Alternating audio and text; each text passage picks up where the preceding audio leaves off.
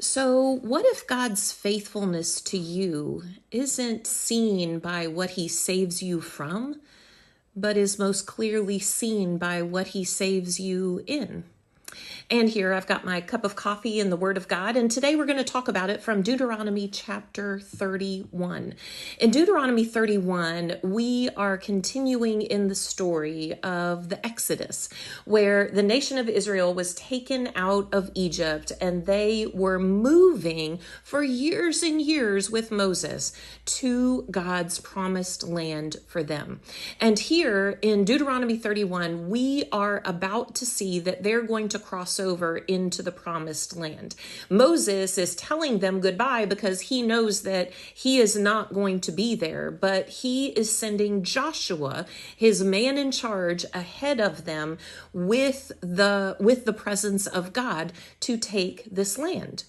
But Moses wants them to know that, hey, there's still going to be some trials.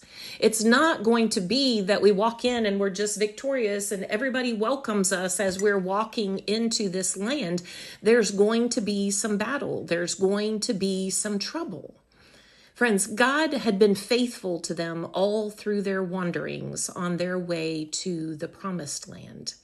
And I can imagine that they were thinking, God, save us from all of the rest of this. Show us your faithfulness by saving us from any more war, any more fighting, any more battles. And this is where the encouragement in verse 6 comes in. It says this: be strong and courageous. Do not be afraid or terrified because of them. For the Lord your God goes with you. He will never leave you or forsake you. Friends, Moses wanted them to know that God's presence was the thing that was going to save them. God's presence was revealing his faithfulness. Friends, a lot of times we see God's faithfulness when he saves us from something we don't want to happen. And we feel so strong and courageous. We don't feel afraid. We feel victorious because of what God has taken away from us in order to lead us to a comfortable place. And sometimes that happens. God is faithful in those times. But friends, sometimes God's faithfulness is seen with even more clarity in the seasons where we have to fight, where we have to depend on him for our strength and for our courage.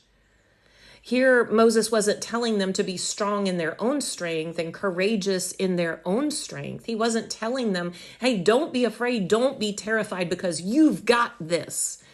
No, he says, be strong and courageous. Don't be afraid. Don't be terrified because God is with you. You will see his faithfulness bringing you through these hard times. So friends, where are you experiencing God's faithfulness? Maybe God is walking with you through this. Maybe God's presence in hard and difficult times is allowing you to experience his faithfulness. Because sometimes God's presence is the very thing that reveals his faithfulness. Have a good day.